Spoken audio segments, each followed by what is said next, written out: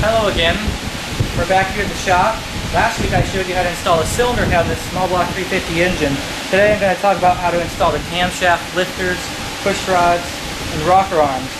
I already installed the camshaft. The camshaft sits back behind here. This is the sprocket that connects the camshaft to the crankshaft.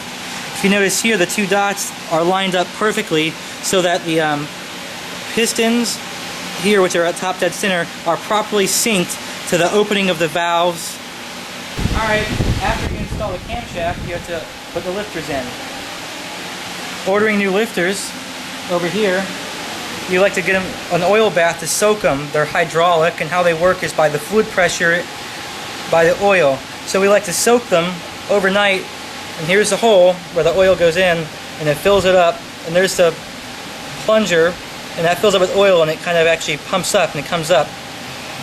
And that's good for street applications, because if you use a solid lift camshaft, without the oil going in, you run into the trouble of having to adjust it frequently.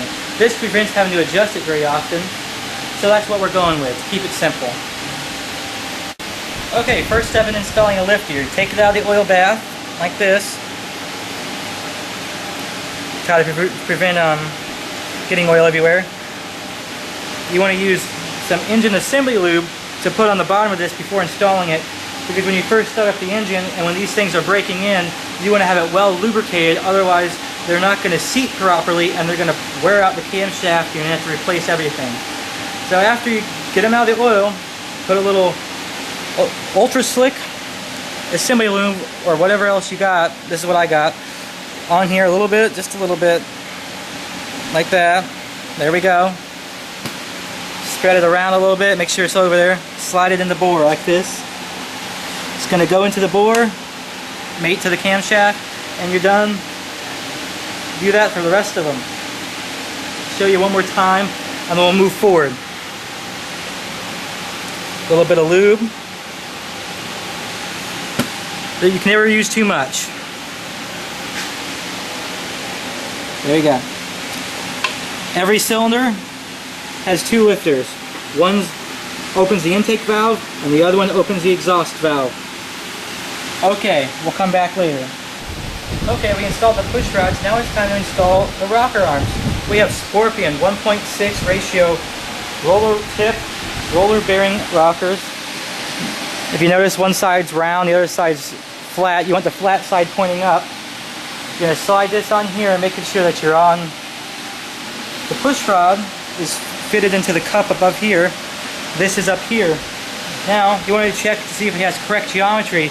If you see the roller tip is sitting perfectly on top of the valve stem, you don't want any contact between the rocker arm and the retainer or anything else. You want it only touching right there.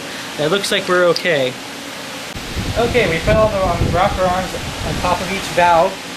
Now we're going to use what's called a poly lock to lock these down in place.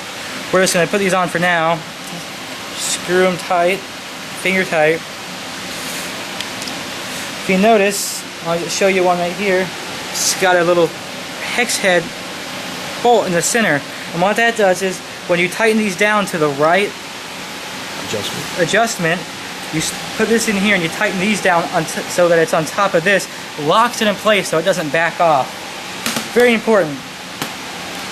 To adjust these properly, since it's hydraulic, you want to spin the motor over until you start to see the exhaust valve start to work, which means that this will actually come spinning over the motor.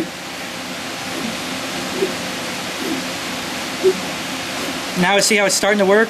When this is starting to work, this means that the intake valve is fully closed. So we can adjust this all the way down until you can't really spin this by hand anymore. I'm going to keep going. Can't spin it by hand anymore. And you go down a half a turn tire, and then you have a wrench normally, but I'm just showing you. You adjust this down to that. Lock it real good like that, and then you bump it a little bit more, locks it down, stays adjusted. Okay, that's how you adjust every intake valve. To adjust the exhaust valve, you actually have to rotate it so that the intake valve comes all the way open and just starts to close right there. This is the proper time to adjust your exhaust valve. Same procedure, you spin it, spinning it until you can't spin it anymore, it gets a little bit tight. Then you tighten it down a little bit more so you can't spin it anymore, and you lock it down. That's for every exhaust valve. You do this for all of them. 2 per cylinder, 16 total. Okay, here you have it. All the rocker arms and pulley locks are installed, valves adjusted, ready to go.